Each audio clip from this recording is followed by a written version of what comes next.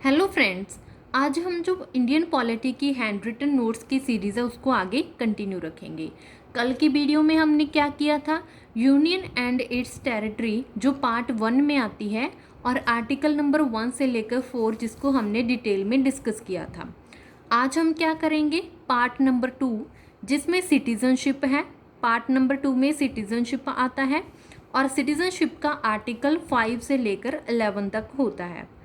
अब सबसे पहले हम देखेंगे कि सिटीजन क्या होता है। A person who enjoys full membership of the community in which he lives. अब जहाँ पे पर्सन रह रहा है, जिस कंट्री में रह रहा है, वहाँ की वो फुल मेंबरशिप को इंजॉय कर सकता है। फॉर एग्जाम्पल हम इंडिया के सिटीजनशिप है तो पूरी इंडिया में हम किसी भी स्टेट में कहीं पे भी जा सकते हैं, फ्रीली घूम सकते हैं। ठीक है, इंडिया के जो फुल राइट्स हैं, अधिकार हैं, सर्विसेज हैं, स्कीम्स हैं, उनके फुल बेनिफिट ले सकते हैं। तो वो क्या होता है कि वहाँ का सिटीजनशिप ही पूरा इंजॉय कर पाता है, इसे कहा जाता है सिटीजन। आगे है इंडिया। अब बहुत सारी कंट्रीज़ हैं, यहाँ पे डुअल सिटीजनशिप है या सिंगल सिटीजनशिप है। ये क्वेश्चन एग्जाम में पूछा जाता है कि इंडिया में कौन सी सिटीजनशिप है। तो इंडिया में सिंगल सिटीजनशिप है। सिंगल सिटीजनशिप का मतलब क्या होता है कि अगर हमने इंडिया के किसी स्टेट में जाना है तो ऐसा तो नहीं है कि हमें जैसे महाराष्ट्र में जाना है, आंध्र प्रदेश में जाना है तो वहाँ की सिटीजनशिप लेनी पड़ेगी। ठीक है, ऐसा नहीं है। इंडिया में सिंगल सिटीजनशिप है। अगर आपके पास इंडिया की सिटीजनशिप है तो इंडिया के किसी भी स्टेट में, यूटी में, टेरिटरी में आप फ्रीली घूम सकते हो। ठीक है, आगे है एक्विजिशन ऑफ सिटीजन्स। ये एग्ज़ाम में क्वेश्चन पूछा जाता है कि सिटीजनशिप को एक्वायर करने के कितने मेथड्स हैं। ये टोटल 5 मेथड्स हैं। ठीक है, कि इन सिटीजनशिप लेने के टोटल 5 मेथड्स हैं। फर्स्ट है बाय बर्थ। बर्थ कैसे होता है, जहाँ पे हमारा बर्थ हुआ है, जैसे हमारा बर्थ इंडिया में हुआ है तो हमें इंडिया की सिटीजनशिप मिल गई। बाय डिसेंट क्या होता है कि जैसे हमारे फादर इंडिया के हैं। ठीक है, फॉर एग्जांपल हमारे फादर हैं जो वो इंडिया में हैं और हमारा बर्थ है जो किसी आउटसाइड कंट्री में हुआ है, लेकिन हमारे फादर इंडिया के हैं तो हमें बाय डिसेंट मेथड जो सिटीजनशिप है वो मिल जाएगी। ठीक है, बाय रजिस्ट्रेशन क्या होता है, जब हमारा बर्थ होता है उस टाइम पे किसी गवर्नमेंट के ऑफिस में रजिस्ट्रेशन करवाई जाती है तो उस तरीके से भी हमारा जो सिटीजनशिप हमें मिल जाती है। बाय नेचुरलाइजेशन क्या कैसे होता है कि जैसे कोई पर्सन लास्ट 15 या 20 ईयर्स से किसी कंट्री में रह रहा है।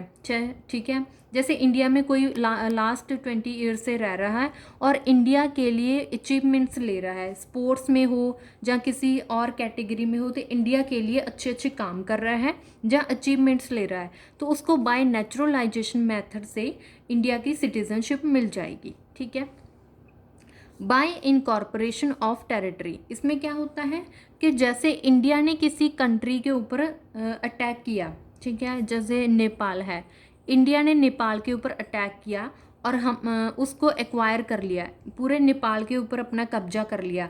अब जितने भी नेपाल के लोग हैं उन सभी को इंडिया की सिटीजनशिप मिल जाएगी क्योंकि वो इंडिया के अंडर बन आ चुके हैं। ठीक है, क्योंकि इंडिया ने उनके ऊपर हमला करके कब्जा कर लिया है तो ऑटोमेटिकली उनको, नेपाल के लोगों को इंडिया की सिटीजनशिप मिल जाएगी। इसे कहते हैं बाय इनकॉर्पोरेशन ऑफ टेरिटरी। ठीक है, आई होप आपको ये 5 मेथड समझ आगे होंगे कि by birth, bye decent, bye registration, bye naturalisation, bye incorporation of territory. तो ये 5 मेथड्स हैं, यहाँ से हम अपनी किसी भी कंट्री की सिटीजनशिप ले सकते हैं। नेक्स्ट है लॉस ऑफ इंडियन सिटीजनशिप। अब सिटीजनशिप को हम लॉस कैसे लेते हैं, वो भी 3 मेथड्स हैं। ये भी पूछा जाता है कि कितने मेथड्स हैं, तो 3 मेथड्स हैं। फर्स्ट है renunciation, termination and deprivation. Renunciation क्या होता है, वॉलेंट्री एक्ट जिसे कहा जाता है। फॉर एग्जाम्पल कोई पर्सन है जो कनाडा में सेटल हो गया है। ठीक है, कनाडा में सेटल हो गया, वहाँ की सिटीजनशिप ले ली, तो वो ऑटोमेटिकली जो इंडिया की सिटीजनशिप है उसको त्याग देगा। ठीक है, क्योंकि उनने कनाडा में सेटल होकर वहाँ की सिटीजनशिप ले ली है, तो ये होता है रिनंसिएशन। ठीक है, कि इंसान खुद त्याग देता है सिटीजनशिप को। सेकंड मेथड है टर्मिनेशन। टर्मिनेशन होता है ऑपरेशन ऑफ लॉ, कि आपका किसी कानून राही या गवर्नमेंट सरकार की तरफ से आपकी जो सिटीजनशिप है वो छूट रही है। इसमें क्या होता है कि जैसे आप किसी अदर कंट्री में जाते हो, कनाडा में जाते हो, तो वहाँ पे आपने सिटीजनशिप ले ली और गवर्नमेंट को पता चल गया, सरकार को, कि आपने किसी अदर कंट्री की सिटीजनशिप ले ली है, तो सरकार क्या करती है, आपकी इंडिया से सिटीजनशिप है वो ख़त्म कर देती है। ठीक है, ये दो मेथड है। इसे रिनंसिएशन में क्या है कि आप खुद त्याग देते हो सिटीजनशिप को। टर्मिनेशन में क्या है कि सरकार का आपकी सिटीजनशिप ख़त्म कर देती है। ठीक है, लास्ट मेथड है डेप्रीवेशन। डेप्रीवेशन में क्या होता है, फ्रॉड।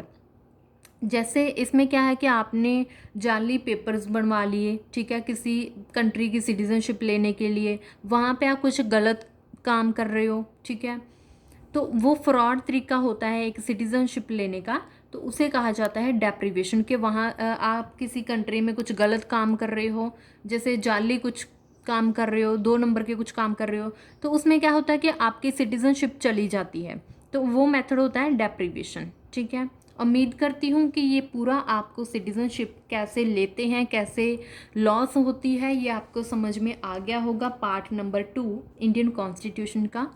तो प्लीज़ अगर आपको मेरी वीडियो अच्छी लगती है, समझ में आता है, तो please like share and subscribe my YouTube channel. Thank you.